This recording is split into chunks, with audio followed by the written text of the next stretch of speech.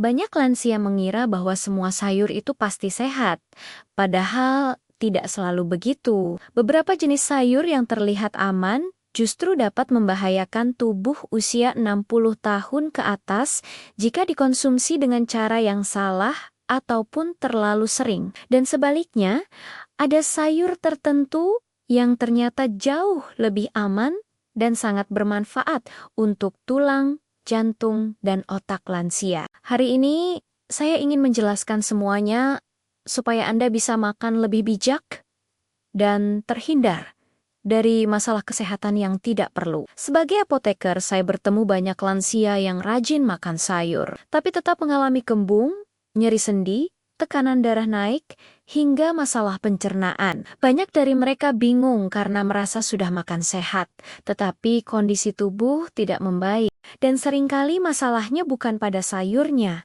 tetapi cara memilih dan mengolahnya. Tubuh lansia sudah berubah, sistem pencernaan melemah, metabolisme melambat, dan beberapa organ menjadi lebih sensitif. Jadi tidak semua sayur bereaksi sama seperti saat masih muda. Ada 4 sayur yang harus diwaspadai oleh lansia. Yang pertama adalah jagung kalengan. Banyak yang menganggap praktis, tetapi jagung kalengan mengandung gula tambahan dan garam yang tinggi. Ini bisa meningkatkan gula darah serta membebani jantung, apalagi jika Anda punya hipertensi. Selain itu, kalengnya sering dilapisi BPA yang dapat mengganggu hormon dan ginjal. Serat kulit jagung juga sulit dicerna, menyebabkan kembung dan tidak nyaman. Pilihan yang lebih aman adalah jagung segar, dikukus tanpa garam atau gula. Sayur kedua yang harus diwaspadai adalah kelompok cruciferous mentah, seperti brokoli, kale, dan kembang kol. Jika dimakan mentah, sayur-sayur ini mengandung goitrogen yang dapat mengganggu fungsi tiroid, menyebabkan tubuh mudah lelah, berat badan naik, dan metabolisme menurun. Selain itu, seratnya keras dan gula kompleksnya sulit dicerna oleh lansia. Solusinya sederhana, jangan makan mentah.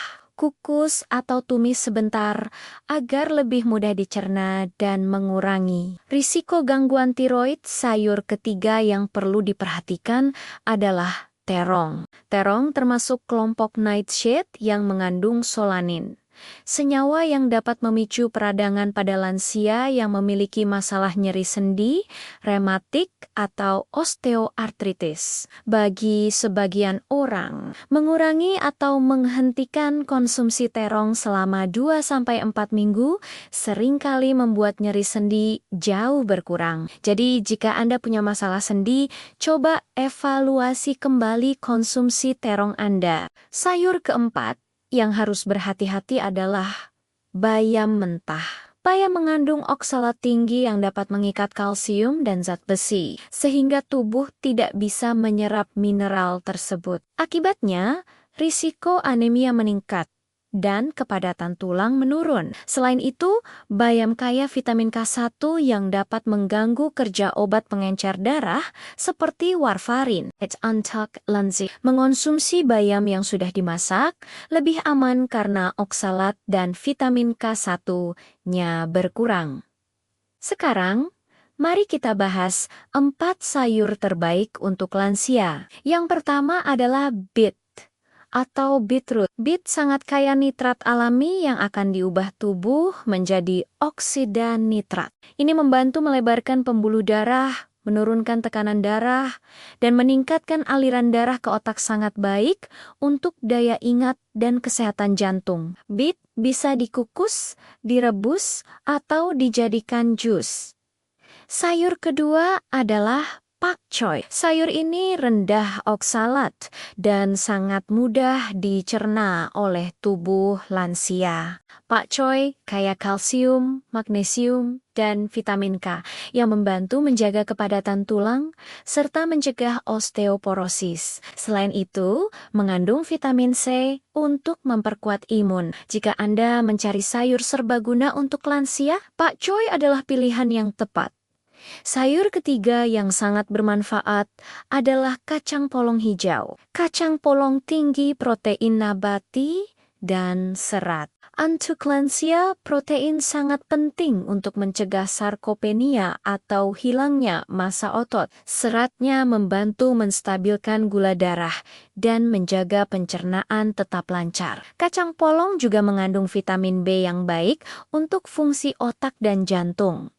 Sayur keempat adalah Swiss chard atau sawi bir. Sayur ini kaya vitamin A, C, K, magnesium, dan lutein. Kombinasi ini membantu menjaga kesehatan mata dari risiko katarak dan degenerasi makula. Selain itu, Swiss chard mendukung fungsi ginjal, membantu detoksifikasi hati, dan memiliki efek diuretik ringan untuk mengurangi bengkak pada tangan atau kaki.